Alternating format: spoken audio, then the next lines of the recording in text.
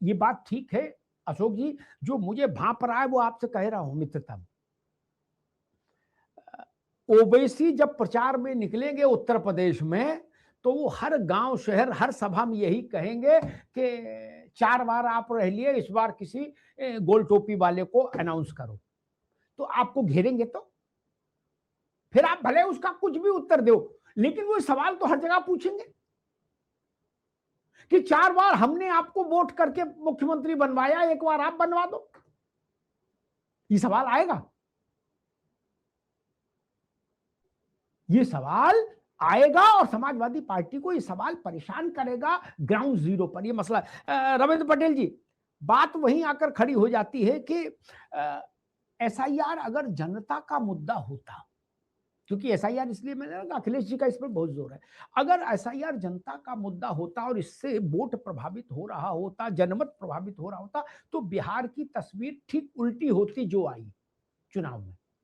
जितना hue and cry, जितनी हाय तौबा बिहार को लेके मचाई गई थी, राहुल गांधी, तेजस्वी यादव, अखिलेश यादव, सब लोगों ने वहां जाकर भी अखिलेश जी गए थे सपोर्ट में, जमीन पर ऐसा कुछ नहीं दिखा। अन्यथा तो भाजपा और जनता दल साफ हो जाता। वहां लालू यादव की पार्टी अपने जन्म से लेके अब तक के सबसे निचले पायदान पर जाके अटक गई।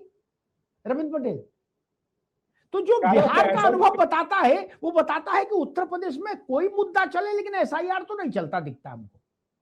सर एसआईआर मुद्दा है ही नहीं। एसआईआर अगर मुद्दा होता तो बिहार का जनमत, आपने ठीक कहा, कुछ और होता। मैं इसको व्यवहारिक रूप में देखने की जरूरत है, देखता हूँ। जैसे हम यूपी के मिर्जापुर जिले से आते हैं, हमारे गांव की खेती बाड़ी है, हम लखनऊ में मेरा निवास है। अब लोग हम कागजात है और तमाम जगह नाम चढ़वा लिया करते। एसआईआर बात वो 3 जगह से हटके एक जगह आ जाएगा। तो ये बताना होगा कि आप कहाँ, आपको चुनार में रहना है कि मिर्जापुर रहना है कि लखनऊ रहना है, ये हमको तय करना है। हम एक जगह रहेंगे, बाकी जगह से नाम कट जाएगा। मालिकान हमारा जरूर है वहां पे है, लेकिन हम वोट एक ही जगह। और हमारे बात मैं कर रहा हूँ कि बाप दादा गांव में रहे, शहर में रहे, वहां रहे। तो मैं ये जो एसआईआर का मुद्दा है, ये जनता को ये एक जगह तो कर दिया। कुछ लोग प्रेम से, कुछ लोग डर के मारे किए, कहीं ऐसा ना हो कि अगर मैं 2 जगह रहूंगा तो गांव की प्रॉपर्टी से नाम हटा दिया जाएगा। तो एसआईआर का तो समर्थन होना चाहिए, और इसका अगला कदम होना चाहिए। जो जनगणना की बात की गई है अभी, उसमें एसआईआर सहायक बनेगा। आप देखिएगा कि जहां जो संख्या कम हुई है, जो जनगणना होनी है आने वाले समय में, उसमें एसआईआर फायदेमंद होगा। दूसरा, मैं पहले राउंड में जो मैंने बात कही थी, फिर उसी बात को दोहराता हूं कि विपक्ष की क्रेडिबिलिटी पे संकट है। विपक्ष जनता के मुद्दों से अपने आप को जोड़ नहीं पा रहा है, कनेक्टिविटी का अभाव है। घिसे पिटे मुद्दे की राग अलाप रहे हैं। और जैसे अगर सबका अपने मुद्दे को पूरा करना है, वादे को पूरा करना है, विपक्ष ने भी जो वादे किए थे उनको कम से जागृत रखना है। वो जागृत नहीं रख पा रहे हैं, वो बेरोजगार छोड़ रहे अपने साथ।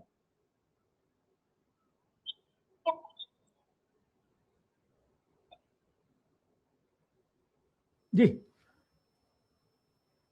ठीक है रविंद्र जी, कुछ तकनीकी समस्या, आवाज कम आ रही है। अशोक यादव जी, रविंद्र पटेल का मूल कथन जो मैं समझ पाया वो ये है, वो ये कह रहे हैं कि विपक्ष की विश्वसनीयता सबसे बुरे दौर में है, इसलिए उसकी कही बात पर जनता भरोसा नहीं करती। ये बात परिणाम बता रहे हैं चुनाव के। जी, इसकी बुरे दौर में है।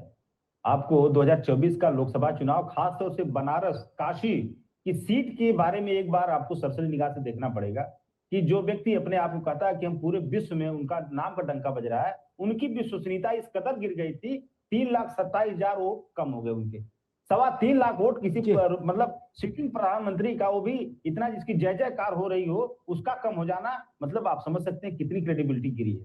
दूसरी बात, अभी ओपी सिंह जी ने और हमारे पटेल साहब दोनों लोगों ने कई बार एसआईआर को लेकर के कहा, तो मैं तो आंकड़े लेकर के बैठा था। एक राकेश कुमार मौर्य हैं, ये अमेठी के हैं, जो जिलाध्यक्ष भाजपा ने, इनके पत्नी बीएलओ हैं, इनकी पत्नी को मारा पीटा, गाली गलौज दिया और कहा फार्म 7 भर के इनको दिया, ये फॉर्म 7 जो आप साइन करके मुझे दे दो।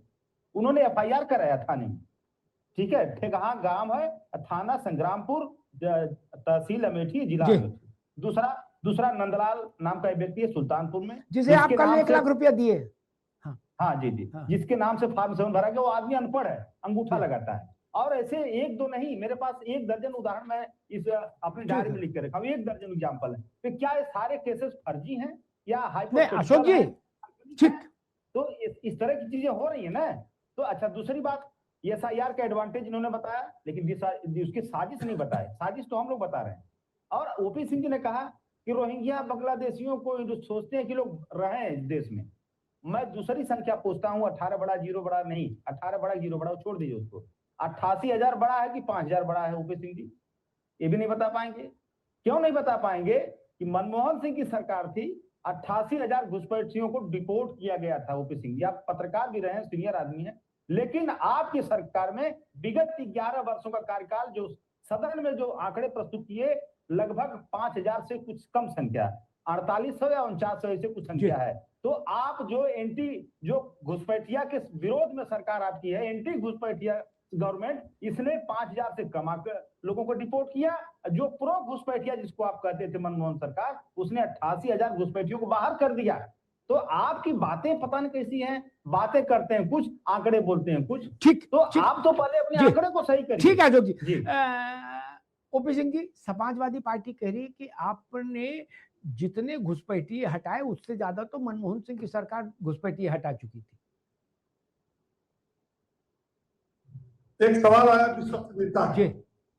राजनीति में विश्वसनीयता का संकट रहा है और आगे भी रहेगा, क्योंकि अगर विश्वसनीयता का संकट ना रहा होता तो आप बताइए कि महाराष्ट्र चुनाव में, राजस्थान में, मध्य प्रदेश में, जिन प्रदेशों में हालिया चुनाव हुए, याद है इंडिया गठबंधन ने क्या कहा?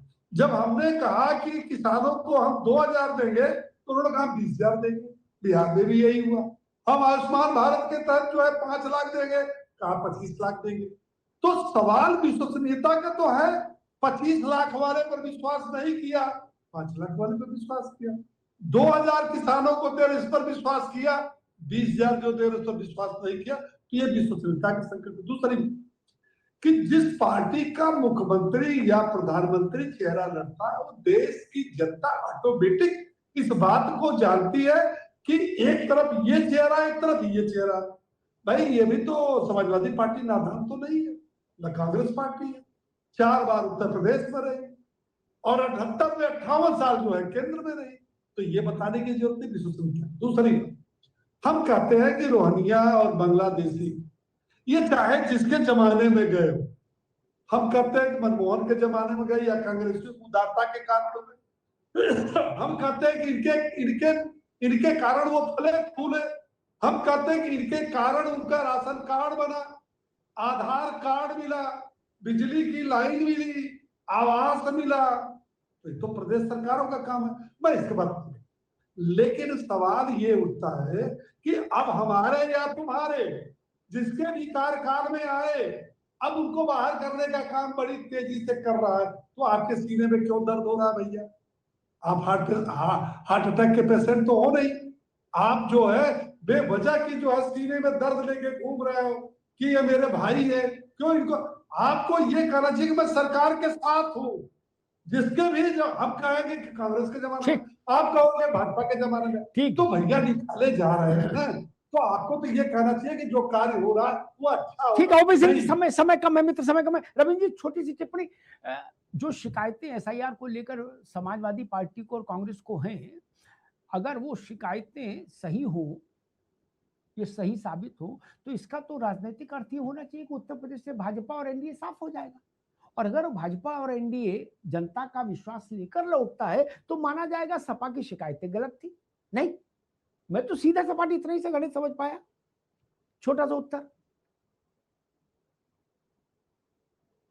जब है तो उसमें कहीं कुछ अगर कोई प्रॉब्लम आ रही, विपक्ष को सशक्त भूमिका अदा करके उस लोक को उजागर करना चाहिए। विपक्ष के ऐसे शिकायत स्वागत योग्य है, लेकिन सिर्फ शिकायत करने के लिए अगर कोई शिकायत करता है, सिर्फ आलोचना करने के लिए आलोचना करता है, प्रो होके सोचता है, तो मैं समझता हूँ ना, ये स्वस्थ राजनीति की पहचान नहीं है। अशोक जी वही प्रश्न मान्यता आपसे, दी जाए। वही प्रश्न आपसे, अगर आपकी बातें सही है कि इतना हाहाकार नीचे मच रहा है उत्तर प्रदेश में और देश में इतना त्राहिमाम हो रहा है 12 राज्यों में एसआईआर को लेकर, तो भाजपा का सुपड़ा साफ हो जाना चाहिए।